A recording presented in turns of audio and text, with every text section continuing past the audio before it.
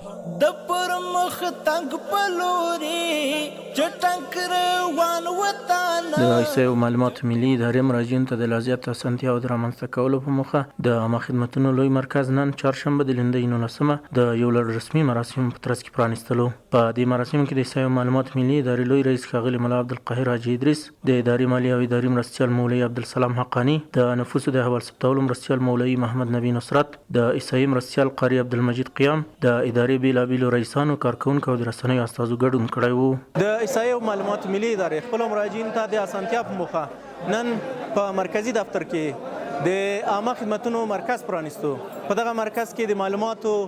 د احکامو د کمیټې، د احکامو د ثبت، د بانک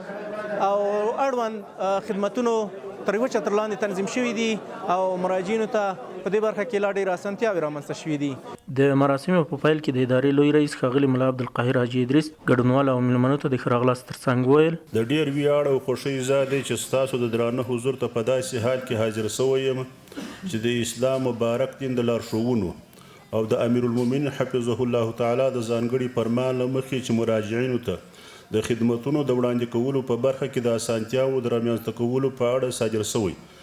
د یو نوي خدمت او نوښت د پرانیستې شاهدان یو. ښاغلي حاجي ادریس کارکوونکو ته په کارونو کې د صداقت او نیک چلند لازمي سپارښتنې هم وکړي. په دې مرکز کې به د تابعیت تذکرو د اصلاح اړوند خدمتونه، د 2 تذکرو لغوه کول، د غیر حضوري تذکرو او ژوند کارت د ویش په موخه امر ورکول، د عمر اصلاح، د خارجي اسنادو مطابق اصلاحات او اړوند نور خدمتونه وړاندې کیږي. ستاسو مثبت اخلاق، دقیق کار، له خلکو سره په نرمۍ چلند، د وخت پابندي او د مسؤلیت احساس به زموږ راتلونکي په ډیر ښه ډول تعریف کړي.